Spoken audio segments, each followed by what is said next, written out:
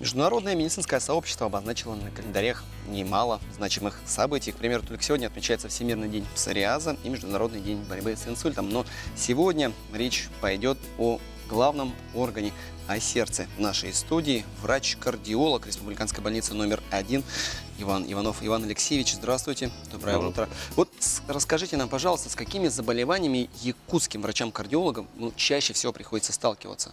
Чаще всего приходится сталкиваться с болезнью, как ишемическая болезнь сердца, которая включает в себя как стабильность на кардионапряжение, люди, которые перенесли инфаркт миокарда в анамнезе, также с различными нарушениями ритма сердца и с различными пороками сердца, таких как недостаточность клапанов сердца, увеличение полостей сердца, которое ведет к хронической сердечной недостаточности. Ну, а вот о какой возрастной категории мы вот сейчас с вами говорим? Это вот молодежь, либо это все-таки более уже взрослые люди? В основном это мужчина старше 50 лет и женщина старше 60 лет. Ну, бывают и люди более молодого возраста. А насколько опасны вот эти заболевания? Эти заболевания опасны тем, что сердце у нас как является главным органом, который доставляет кислород и питательные вещества к органам и тканям, и как бы его дисфункция может привести к серьезным последствиям. Ну, например, скажем, инфаркт миокарда, да, который случается у людей, она может привести к некрозу ткани сердца, который может привести к гибели мышц сердца, который приведет к дисфункции именно доставки кислорода именно органам и тканям. Ну, впоследствии это может привести к хронической сердечной недостаточности, либо даже к летальному исходу, то есть смерти пациента больного.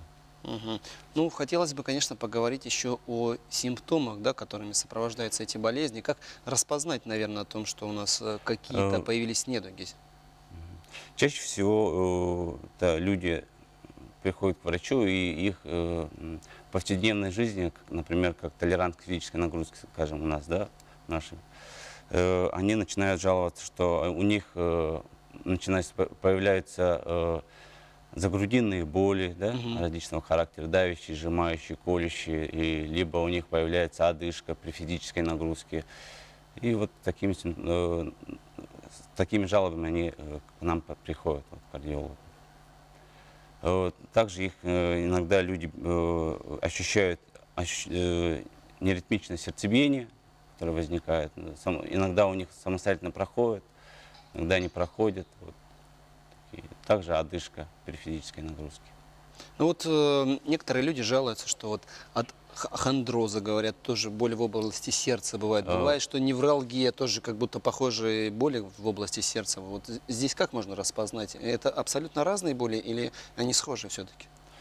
Лучше, если человека беспокоят такие боли, лучше обратиться за медицинской помощью, ну, хотя бы профилактически снять банальную электрокардиограмму, где уже более такие специалисты скажут, это либо межреберная невралгия, либо это точно сердечная патология. Ну, тут, раз уж мы заговорили о приеме врача, да, вот насколько часто нужно посещать? Вот все равно, вот, как ни говори, но люди все-таки чаще приходят не по своей воле, наверное, а когда проходят медицинские осмотры на работе. Но если бы мы ходили бы сами, бы, да, и вот насколько бы часто вы рекомендовали бы ходить?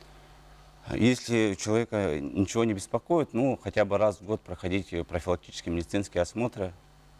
А так, если человек уже состоял на учете, или у него есть, когда-то фиксировали какие-то ангинозные боли были, да, врач уже поставил на кардию, и люди уже раз в 2 года, да, или если их уже начинают беспокоить эти боли чаще, то им нужно незамедлительно обратиться к врачу. Иван Алексеевич, большое спасибо вам за участие в нашей передаче. Я думаю, что все наши телезрители обязательно прислушаются к вашим советам.